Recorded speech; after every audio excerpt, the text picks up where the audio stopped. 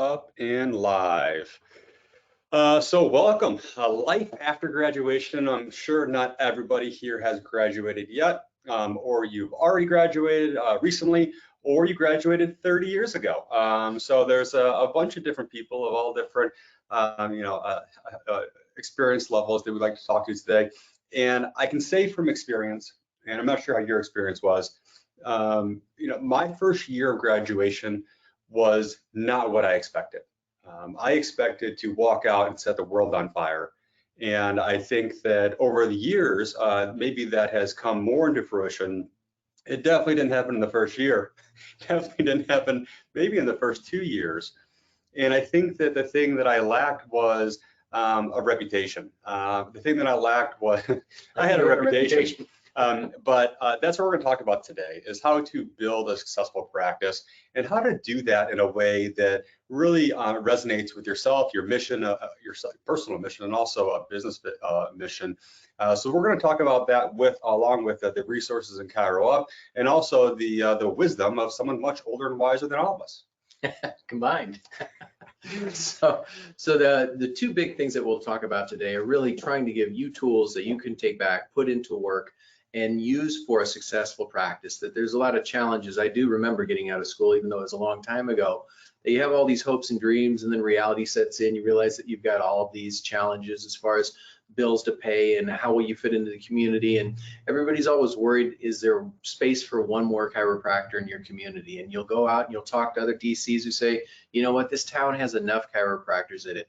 Don't listen to them. It doesn't matter if the town has 0 or if the town has 100. You're not the 101st chiropractor. You need to choose where you're going to be on that list. There's always room for the top chiropractor in any community. So if you choose to be the top chiropractor in the community, things are going to work out well. Don't think that you need to go in as the 101st.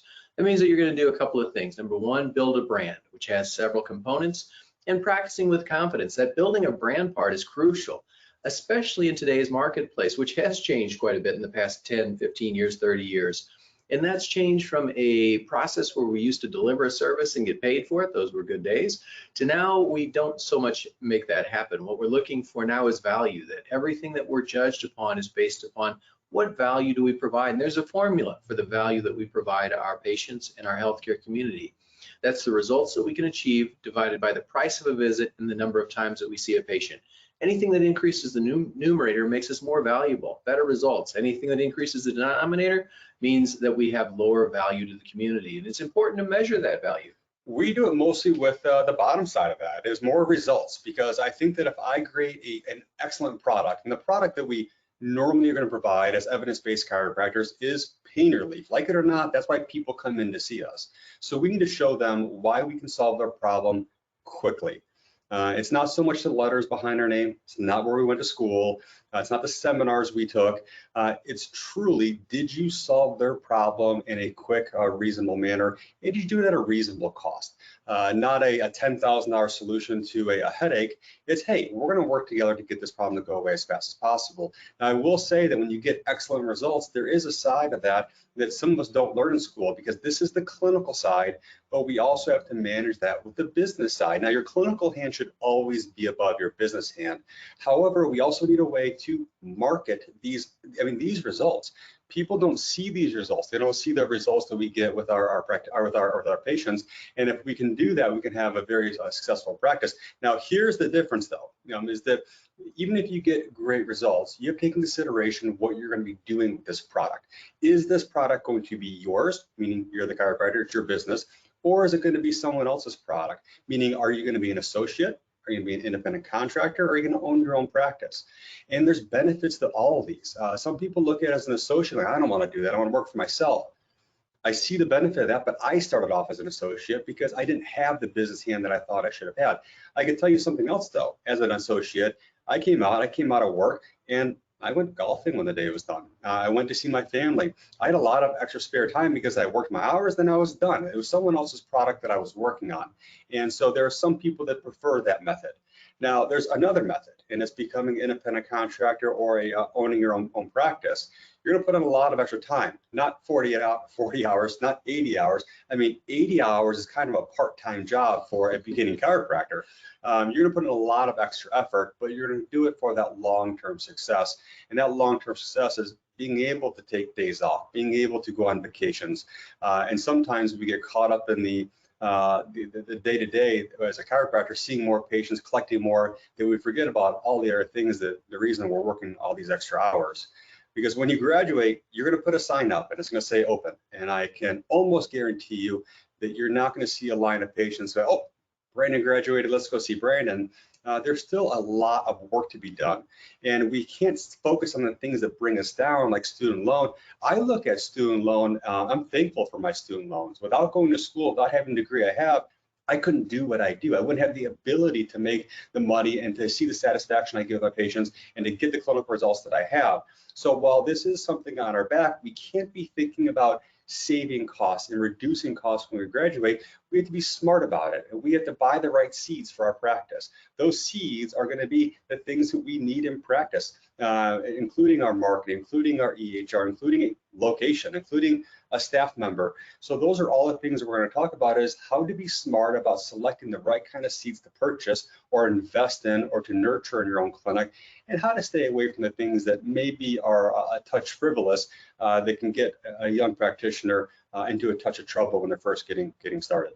Yeah, so that first part of it is building the brand, of determining what are you going to do. And that sometimes takes a little bit of coaching along the way as well, that it's difficult to know exactly what to do. That in school, really, we learn how to learn. And then in practice, we learn what we haven't learned. And that's the key, is saying, am I willing to learn at that point? Now that you know how to learn, what are the resources that you're going to use to figure out what to do for that patient, to figure out not just their structural problem, but their underlying functional deficits, and make sure that we're addressing those on a consistent basis. That's the great product. The one thing that patients come to us for is their number one goal, and that's pain relief. And yes, there are many other avenues that we can take with that, but the huge chunk of the pie out there that's a multi-billion-dollar market is pain relief. If someone's solely focused on neck pain and back pain and headaches, that I'm not advocating for, you could have a very successful practice by doing that. Become the best at whatever you choose. That's the product. Don't forget that patients are coming to you and they're voting with their feet. If you're not delivering a service that they want, then they're not going to vote with their feet, and that's going to make for an emptier clinic. But once you have that great product, now you've got a second problem. And that problem is, how do you deliver that to a lot of people? You need a product that you can scale. Let's face it, if we spent 4 hours with a patient, most of us could probably deliver a good product. We'd solve their problem and problems that they didn't even want solved. But that's not scalable. Unfortunately, that business hand means that we need to see more than a couple of patients each day. We need to see more than a couple of patients each hour in order to survive, and that's scalability. A couple of tips on things that you'll want to think about from the beginning, because don't forget, however the game starts is how the game ends. So however you begin treating patients is how you're typically going to continue treating patients, and that'll evolve, but the foundational model doesn't change. So some things that you'll want to think about as to how can I provide this to a larger base of patients is, number one, can I automate, eliminate, or delegate any of these tasks? That when we started in practice, we do everything. We clean the bathrooms, we run the vacuum when needed, we make sure we hire and fire employees. We're also seeing patients and taking films, applying modalities, and that's necessary. But at some point, in order for us to scale, we need other people involved. So we say, can we automate this process? Is there anything that I really don't need to do? Can I eliminate this process? Are there things that I'm doing throughout the day that really don't need to happen whatsoever? And most importantly, can I delegate this process? Because we change as leaders from somebody who does everything to somebody who finds people that can fill the voids. And we focus on our genius. Finding your genius means, what's the thing that you and only you can do in that office? And for us, it's evaluating patients and treating patients with our hands, providing them with the advice and the ADLs. But do we need to take films? No. We can train someone to do that, or the state can train someone to do that. Do we need to make sure that we're scheduling the appointments? Hopefully not very quickly. Do we need to apply modalities or explain the exercises? Hopefully not. Hopefully we can provide the spice to complement that recipe of who's ever doing that, and we can stay in our treatment room. When you find the ability to stay in your treatment room, that's when you'll have a successful, scalable practice. Because let's face it, a lot of those other rooms don't make money. So you don't need to be in those rooms. You need to be in the rooms that do make money. And one of the things that becomes a challenge then as you get more and more people on board is a task list of defining what needs to happen. It doesn't matter if we're providers or if we work flipping hamburgers, there's always a task list that we know our task list, that we're going to see a patient. If we're not seeing a patient, we're going to do the note. And if the note is done, we're going to go to our desk and see, are there any charts, any files, or anything that we need to follow up on? And if we have time after that, then we're going to market for new patients. That's our task list every day, and it doesn't need to change. But each staff member has to have that same level of accountability, that who does clean the glass on the front door? Otherwise, what you'll find yourself doing is repeating the tasks again and again at each weekly staff meeting, rather than somebody taking ownership. So I encourage you to make task lists. If you need examples of that, you can jump into the ChiroUp database, and as students, that's free. We'll show you how to access that. You can jump in there, download them, and start developing those task lists, realizing that's a fluid event. It's not something that we define the task list once, and that's the way that it works. Hopefully, as your clinic evolves with more and more people around you, you're able to let those task lists evolve too as your business grows. And task lists are something that I used to think were for the weak. This is, oh, I can remember everything. But it turns out that when it comes to building a business, we need to have those for ourselves and also our staff members. Two great books that really highlight that are Good to Great with Jim Collins, and then Gerber's book, The E-Myth, kind of going through how to franchise your business. Now, I'm not saying we all need to franchise our chiropractic businesses, but it provides a little bit of a framework on how you can hire the right people for when you need to automate something or when you want to delegate something. And often we're going to find that if we can get the right people in the right seats of the bus, we can have a lot of success in practice, because like it or not, you're trading time for money. It is what it is. So you need to determine where do you make your money, and manipulation and evaluation tend to be it for chiropractors. So you find other people to do the rest of your stuff. You can spend your time doing what you're great at and let other people focus on the things that you're maybe not great at, but give them the framework to do that job efficiently. The third part that we're going to talk about is marketing. This is something that I hate doing. So you're selling yourself at this point. However, if I would hate it too if I was selling you. My parents told me I was built cheap. I still haven't figured that one out. However, we need to figure out how to market ourselves, and I don't like gimmicks. If you've ever looked at a typical magazine or seminar and you can get 30 new patients in the next month, by the first 6 months in practice, you're going to realize those things don't exist. That you can't do those things. They don't exist. There's a lot of money lost and time lost. So how can we actually market clinical results? The first thing is, and we're in Illinois, and I live in Missouri, we have this thing called Google. I think it's in most states now. And this Google thing is you can get on your Google machine, which also does phone calls and texting, and you can leave people Google reviews based on how well you like the restaurant, or in this case, a chiropractic office. And we need to get those. So some people say, I don't do Google reviews. That's fine, but your patients are interviewing you on a regular basis online.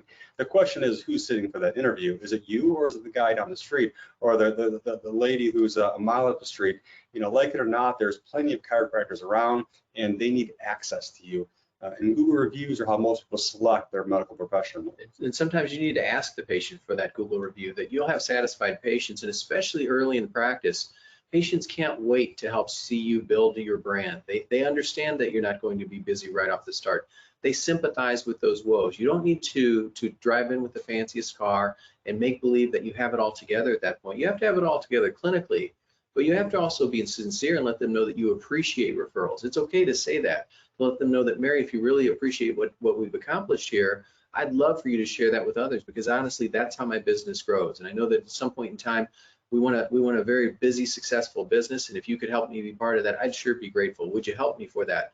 Mary can't wait to help you for that, because she knows what you delivered. She knows what you sacrificed to get to the level that you have to be able to serve her, and they're very willing to do that. They're much more willing to do that for you than they are for somebody who's been out for a few years. They're eager to see you succeed. So leverage those relationships and ask your patients who are happy with your services to help you out in that process. And let them know what you do. We have a very simplistic mission here at Premier Rehab in our clinic. We're practicing chiropractors, and it's to get people out of pain as fast as possible. We're very transparent with that. It doesn't matter if you look on our website for simple, effective pain relief, or to get you out of pain fast. It's written all over our walls, and it's in our social media. So we post to our Facebook accounts, to our Instagram accounts on a daily basis, saying what we do and why we do it. Now, it's not always about getting new patients, but it's also just our logo and our faces on their mobile device on a regular basis. Putting together content is difficult, but it's another way of outreach that's free in most cases, as far as typing all that out, creating those posts on a regular basis, and also doing that in newsletter format. Yeah, so there aren't a lot of ways to do that for free. That there's really three types of ways that you can choose to market your practice. That we often hear about, marketing plans that involve all sorts of strategies. There's really three strategies. There can be internal strategies, which means you're marketing to your existing patients. You do that from their first visit, of having a good experience, calling them in the evening after their first visit, and all of those things that build that relationship. That includes newsletters and those sorts of things, and those are low cost and they're high output. There's also external strategies, and those external strategies are typically very expensive. Think of the worst ones like a billboard or a Yellow Pages ad, which really isn't even a thing. But those are things that just don't work really well because they're not relationship based. Keep this in mind, that any marketing strategy that works well for your one-on-one, hands-on business is going to be relationship based. If you find something that looks too good to be true, it is. If it's not something that you've earned the ability to receive a referral from that relationship, it's not going to be a good referral, and it's going to be expensive. Two of those external strategies that do work, though, are the two things that Dr. Steele explained. Having a great website and making sure that you're active on social media. It can be as simple as explaining what golfer's elbow is today and what you do for it in 30 seconds of lay terms. Don't feel that it has to be perfect. You can stumble. You just need to be real with that so patients see the real you. But post a lot of content, because that does work, and make sure that you're constantly looking to get more followers from everybody that you meet in the community, that they can see your social media feed. The third form of marketing is professional strategies, marketing to physicians, marketing to attorneys, marketing to your community as far as health food stores and athletic shoe stores.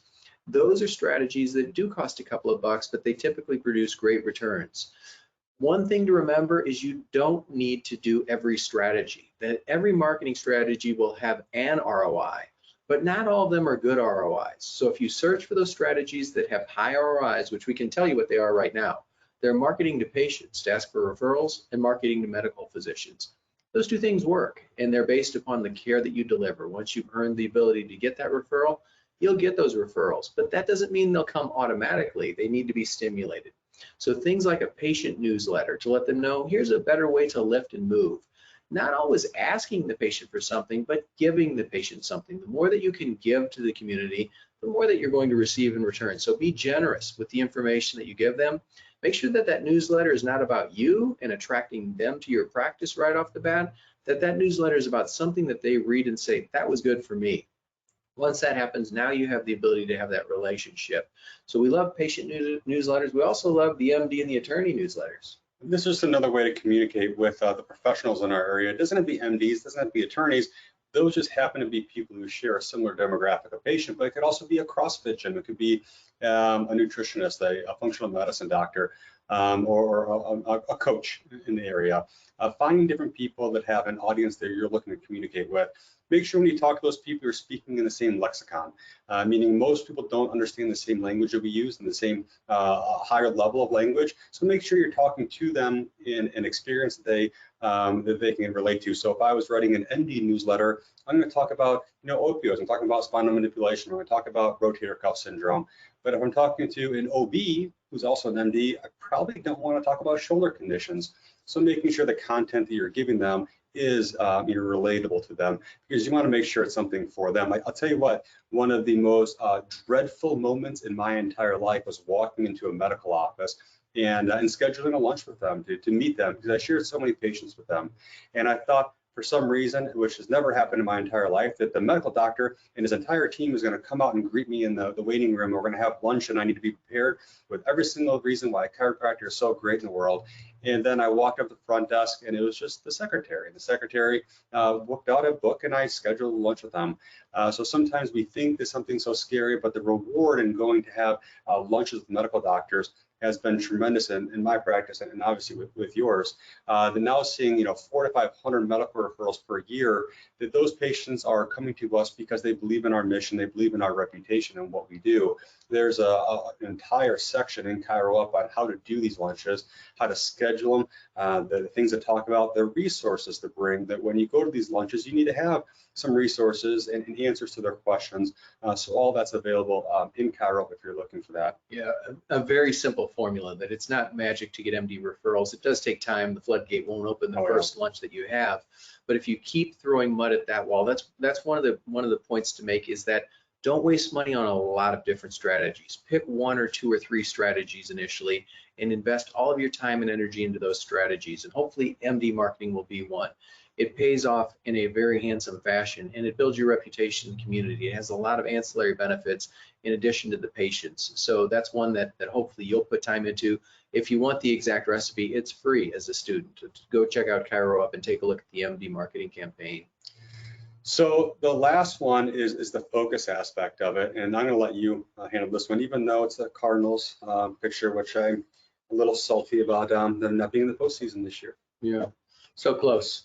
We just lost our manager after that season. One of the managers that we had lost before this one was Mike Matheny, who was a long-term player and a great manager for a number of years. Now he's with Kansas City, and I had the pleasure to be able to go to lunch with Mike Matheny. To dinner. Mike and I had dinner. It was just he and I and 400 other people. And so Mike talked about a couple of things that differentiated the all-stars from the average player. He said that one thing that's unique in baseball is that all of those guys who are in AAA and beyond have a very similar level of talent. There's not a big talent difference. In fact, he said, if you put me in another organization, covered up the names on the jerseys, I'd have a very hard time telling you who's AAA and who's a major league player from a single workout. He said the way that we differentiate that is seeing their actions over time. He said that there are 4 things that differentiate the pros, and these are very pertinent to you and I in practice, and we found that they've been very true in the practices that we see succeed and the practices that we see that don't succeed, that are just missing that something. Well, that something is 4 things. Number 1, those practices have very specific goals, and those players have very specific goals. They didn't want to just become a better baseball player. They wanted to increase their batting average to 315. They wanted to drop their ERA to 1.74. That would be a really good ERA. But they had a very specific goal as far as what they wanted to accomplish. And that's true of you and I in practice, that we need to set very specific goals. What do we want to accomplish with that patient? Most importantly, what do we want to accomplish that's good for the patient? What should their clinical outcome be? What should their patient satisfaction be? Staying focused on that clinical hand of what's important to the patient will instantly bring that focus to the business hand. Good things will happen. Number 2, Mike Matheny said the most valuable players on his team worked harder than the average player. He said that Yadier Molina and Matt Holliday, perennial all-stars, were the 2 hardest working players on the team. That they got there early, they stayed late. And that's true of you and I. You heard Dr. Steele say that your average work week isn't 40, right? You've seen the joke that that's a part-time job. And it's really true. At some point, you will be able to take your foot off the pedal. That's not the point right now. Right now, the point is to put your foot on the pedal and achieve that goal with focus. We always want a balanced life where we want to make sure that all of the areas of our life are balanced. That doesn't happen day by day. And sometimes we have to devote a little more energy to one of those causes, and then at other times to other causes. But when you get out of practice, your foot needs to be on that pedal to move your practice forward, and it will pay off to allow you the time to focus on the other areas. The third thing that we and Major League Baseball players need is to work smarter. That he said that the best players on the team were also the most likely to seek coaching from he and his staff. They weren't the ones that had all the answers, and that's true of us, that I know that there's a whole lot more that I don't know than I do know, and Dr. Steele is a great example of things that you don't know. That's not where that was headed. A great example of somebody who's always looking to learn. He's the smartest chiropractor that I know. Sorry to all my other friends out there, but he's it. But he's also the most eager person to learn something new, and that's a quality that's sometimes difficult to get right off the bat. Don't be afraid to continue learning throughout that process. And number 4 is that these players had a team vision. They weren't interested in themselves. They were interested in seeing what the team could accomplish. And so don't forget that when you get out of school, they're still a team. We're not competitors with the person down the street. We're a peer with the person down the street. Refer to them, use them, and make sure that everything that we're doing is trying to build up our profession, not just our own practice. And in turn, those 4 things make us MVPs in our own league as well. And I love hearing that story every single time. And I think that the one thing that I would add to Mike Matheny is to make sure everyone in your tribe, especially your family's on the same page. because you will be pulling a little bit of that time and energy away from the people you love to focus on this now, not forever, but for now. So making sure everybody in your team knows your goals, knows what you're doing and why you're doing it, and can see the attainment of those goals and how it'll help the family. I know it's one lesson that I had to learn, kind of the hard way. Is after a year, me thinking what I was doing was so important and not everyone else seeing it. And that's my problem for not being transparent with my goals and how I was going to accomplish those goals. The last part is going to be practice with confidence. Now, I can tell you this, that with working with multiple associates, independent contractors, and really providers around the world, this is one that I think is critical. And that is that not many people have a recipe, or their recipe really isn't that great. They learned how to treat Achilles tendinopathy in a seminar in Tri3, and that's the way they practiced for the last 10 years. Or they're, got this piece of information, they learned this one technique, this one method behind treating a condition, and they applied that one method to every single condition or every single patient. The simple fact is that's not how things work, and your patients will see through that. So an educated patient, once again, is a compliant patient. We need to make sure our education makes sense. So when we look at what we do with ChiroUp, is having a board of directors with 15 people with diplomates, we can boil down the 106 different diagnoses that we have and really give you the recipe for the best evaluations, the best treatments, the best passive and at-home treatments. However, you have to do that on a consistent basis. So providing excellent care to one patient on visit 1 needs to carry through to visit 6, or a patient A and patient B and patient C all need to get the same kind of recipe, the best practice recipe. Treating a 6-year-old with Seaver's disease, and then a 90-year-old with stenosis, and then a 35-year-old with shin splints, that's hard. It's very difficult to do, to remember all those tests you need to document for medical necessity. So making sure you have a recipe that's quickly accessible, that can help educate you on how to treat these patients with best practice recipes. Now, there's tons of different knowledge transfer systems. So a knowledge transfer system is going to be something that's going to take information that's just coming out in research or common knowledge or rational thought, and it's delivering it to you. Now, most of your patients are going to live around this one. They're going to use Google to make sure they can answer all our questions, but we have better resources like Clinical Compass and Up to Date to help us with those missing links in our knowledge. However, the one thing that I think that we do slightly better is not only do we educate the chiropractor on what to do, but we also educate their patients on what to do. So it's taking and completing that full circle is understanding what's new in the literature, what can we do better for that patient, but then turn around and to give those changes in ADLs, those exercises, those nuggets of information, those clinical pearls that we're learning from the literature, and making it accessible to our patients. And that's where we can really become more efficient and kind of, I'm going to say, automate 99, 98% of what you do. You still need to be in the room doing those things, but ChiroUp's going to remember those things you don't have to remember for every single patient. It's going to make sure that we prescribe orthotics for certain kinds of conditions. We're going to be giving eccentric exercise for tendinopathy patients. We're doing, more resting and relaxing things for inflammatory problems. So really finding the best way to treat every single condition on our end, but also transferring that knowledge to our patients. Yeah, very much so. I think that one of the things that we can attest to is using those recipes does make a difference. That we've known for a long time that chiropractors have high levels of patient satisfaction, high levels of clinical outcomes. And we recently compiled our data over the past year that we published a COP synopsis, which you can check out in our blog. But the patient satisfaction for people using those recipes is 92.7%. Excellent. There's no other profession that achieves those numbers. And even the high chiropractic patient satisfaction levels that are documented in the past are not that high. There truly is a difference between treating someone and applying best practices consistently. That patient satisfaction, think about if you went to a restaurant and 9 out of 10 meals were good. Well, that means 1 out of 10 weren't very good. That's a little bit of a problem for that restaurant to have a good reputation in the community. Applying those consistently produces tremendous levels of patient satisfaction. And it's also the network. So we have a network of over 2,000 chiropractors, a family of people that share recipes and share ideas. I mean, if we were to get rid of Dr. Bertelsmann, it would look even better. But really, it's all about it's about that knowledge, and it's about the attainment of that knowledge. It doesn't mean you have to get your diploma. It doesn't mean you have to get a PhD. It's about the continual pursuit of that knowledge and making sure that we deliver that to our patients. And when we can do that, and they can see that transparency, they can see your intentions as far as them coming into your office. If they can see that you're truly trying to get them out of pain, that you care about their problem, then they're really going to be much more likely to refer you to a friend because you become one of their friends. I've been invited to Thanksgiving. I've been invited to weddings. People bring him these, what are those cookies? Coal. No, what are those cookies that one lady brings? They're like a licorice cookie. Oh, anise cookies, yeah. For the last 35 years been in practice, she brings them the same cookies.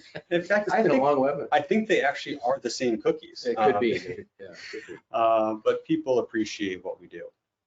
So one thing that you'll want to measure that is the primary metric of success for any business, regardless of the industry, is the Net Promoter Score. So Net Promoter Score is simply calculated by saying, how likely are you to refer to me in the future? On a scale of 0 to 10, if you rank me as 0 through 6, you're considered a detractor. A 9 or 10 is a promoter, and a 7 or 8 is neutral. So you simply take the percent of promoters minus the percent of detractors. It gives you the promoter detractor score. Now remember, that's somewhere between negative 100 and positive 100. It's not just 0 to 100, because if they were all detractors, you subtract that from 0, you've got negative 100. Anything above 0 is a good score. If you can get above 30, you're really doing well. If you can get above 50, that's excellent. If you can get above 70, that's world class. Here's where the chiropractic ChiroUp network ranks, 89.8. The average medical physician is pretty good. They're around the 37 mark, which is still good. It's in between good and excellent. And most hands-on type providers where there's actually a relationship have a little better ability to have a good NPS as opposed to your internet company, which doesn't have quite that same one-on-one opportunity. But this is unheard of to be at 90. So applying those recipes consistently gives you a huge hand up in the ability to achieve referrals and your Net Promoter Score and future success. So if you're looking to build your practice, you can look at office visits, you can look at the number of new patients, you can look at collections. All those things are very important. I'm not taking anything away from those. However, this is a number you need to be collecting. This is what's going to give you the ability to sleep at night, that I'm moving in the right direction, that I have people who like what I do, and they're really going to find time to promote what you do to their friends, to their medical doctor, to Google, to their Facebook page, and refer you to everyone they know. Yeah, really, the long-term success doesn't have a lot to do with the collections that you receive. That's a good number, and that achieves quality of life. But really, the success and the viability of your business is related to how many referrals do you get. That if you have a business that has high collections but no referrals, it means you've found some people who are willing to pay you money, but they're not willing to tell their friends about it. They're not that excited. And patients have to be excited in order to refer to your office. If you can achieve a high Net Promoter Score, you have excited patients and you have a viable business for a long, long time. So in order, there we go, to get started, people who are already in practice, you can do a trial. The students, you have a free account. Go to ChiroUp and you can access ChiroUp right now. But let me show you one little snippet of kind of where we are with ChiroUp. And so this is the login. So you're going to be able to see everything that ChiroUp has to offer as a student and new graduate. What I think most people are going to really enjoy is the ability to deliver information, and you can enter in all your patients here. However, to access skills, to get the best information possible, you really want to drop into this clinical skill section. In the condition reference section, it's going to be 106 different diagnoses, and just learn about them. So maybe you haven't learned about BPPV in a while. That's fine. You don't see a lot of those patients. But if you ever want to learn about the introduction to etiology, all reference, if you want to learn how to actually diagnose these people from their history, and then of course using orthopedic testing. And if you click on any of these, you're going to see a video on how to do each one of those orthopedic tests, along with when should I do imaging, and also the management strategies with rehabilitation exercise and ADL modification. You can see it all from this condition reference section. You can find the most sensitive and specific test. Each one of these you can click on and see the actual video. So you're going to get a cliff note synopsis of each one of these conditions. You can also go in and just brush up on all the evaluations that you learned in school, or even the ones you haven't learned in school. Techniques, if you want to learn about nerve flossing, taping, directional therapy, different kinds of mobilization, manipulation, you can search this section, and then all the exercises. Now, one thing that we recently made available is the ability to make new exercises. So you can create new exercises, and then you can modify the ones that we have to include your own verbiage, your own names, your own pictures, your own videos. The same with the ADL advice. And don't just tell somebody how to get up from a seated position, show them with exercise in here. And all these ADLs are included with each condition report that are specific to each condition, meaning we're not going to give somebody information on caffeine use or backpack use if they have plantar fasciitis. We're going to give them information on running techniques and different types of running shoes. Now, if you want to deliver this to a patient, all you have to do is enter in the patient, create a new patient, or this is a junk account right here, and you select the patient, and it's going to pull up the ability to create a report. When you create a report, you're going to give them a diagnosis. You've gone through your evaluation, and it's going to pull up their clinician. Now, remember, you can do English and Spanish now in ChiroUp, and it's going to pull up, let's say they have a shoulder problem and they have a rotator cuff strain. ChiroUp's going to pre-populate the information you just saw in the condition reference. Each one of those things is modifiable. If you do something different, you can change what you're going to do in office. You can change and you can add different kinds of ADL advice from here, but it's going to pre-populate based on whatever recipe or whatever information you put in that condition reference section, along with the exercises. If you don't like an exercise, you want to wait a little bit before you give that, you can move them back and forth or change sets and reps. From the profile section, you can include in here, your goals, which I think is important with every patient, and also a in-office visits guideline for how many times that patient's going to come in. Now, for your medical referral, it's going to pull in their primary care doctor that you indicated when you created that patient, and you can actually now give them an initial report. So now we can fax over or mail over the initial report for each patient to help build your medical marketing program. From here, you're going to save the plan and now deliver it to the patient. So some patients are going to want it emailed. Some people are going to want to print it. We provide both options. Some patients just want it emailed. They don't want a paper copy, but other people don't have access to a smartphone or computer, and they're going to need that printed version. It's going to give you a chart copy of exactly what you gave to the patient. It's going to give you your initial report that you can now fax off to that primary care doctor or mail off. And then it's going to give you what the patient's going to see. So in 6th grade language, exactly what's going on with their shoulder, the things that we can do to help them. Remember, all these terms, all the verbiage is all customizable. So if you want to create new ones, if you want to change ours, you're more than welcome to do any of that. It's also going to include treatment goals. So now they can see how long they're going to be coming in to see you and your practice. And then the simple things that we forget a lot of times, as far as the ADL modifications, that can sometimes be the perpetuator of their condition. It's also going to include a way for them to scan this with their phone if they have that available, or log in from their computer and see their exercises. So this is a very simple way for us to deliver the information that your patients are looking for. So one of the big things about that is it helps you automate those processes. Remember, we said the key to a successful practice is not just delivering it once, but to scale that system. So automating processes. This automates the process of patient education, automates the process of exercise delivery, automates the process of harvesting Google reviews, because your patients are given a survey 30 days after they see you, asking them how much better you are, how likely are you to refer. And from that point, then you get Google reviews and you get to see your patient outcomes. Those patient outcomes are what you're going to take to the MD's office when you have lunch with them to say, here's the data. Because once you can show a primary care physician that you collect outcomes data, the gloves come off. They know that you're not interested in running up a bill, you're interested in solving this patient's problems, and you put your money where your mouth is. Those are the automated processes that help, but most importantly, it's something that allows you to be part of a team. And as ChiroUp users, all 2,200 of us share best practices. When somebody has a better recipe for treating something, we share it with each other. And by that, we can elevate the whole profession, which is our goal. We would love to have you on that team as well. If you're a student, it's free. Simply go to chiroup.com and click on the tab. You'll be able to see exactly how to sign up. It takes a couple of seconds. If you're not a student, you can do that. If you're not a student, you're in practice, you can also go to the recent grad. So we have a tremendous special for recent grads. Really, it's a no-brainer. That this is $49 a month for your first year. You can cancel at any point in time. You can have access to all of the libraries, all of the protocols, all of the marketing campaigns that you can choose which one or two or three are going to work best for you, make the MD one of them, and that will hopefully allow you to be successful in practice. We're open to any questions. You can always email us, Brandon or Tim. Yeah, so if you want clinical information, Brandon at chiroup.com. You just need somebody to talk to late at night, Tim at chiroup.com. Finally, yeah, we can always answer questions, business or clinical. I'd be happy to. It's part of what we do. It's part of our passion, what we do. But I want to thank you guys for going into what I consider my profession, just like Dr. Brosman would. This is our profession. We want to see it grow. We want to change the perception of what chiropractors do. We do that on a scale, within a software. You're going to be doing that within your community. So thank you for joining our profession. And if you have any questions, concerns, comments, we're always here. Find a mentor who's going to be good to you, that has a vision or a mission similar to yours. Stick with them, learn from them, learn the things that you like from them, and also learn maybe the things you don't like from them.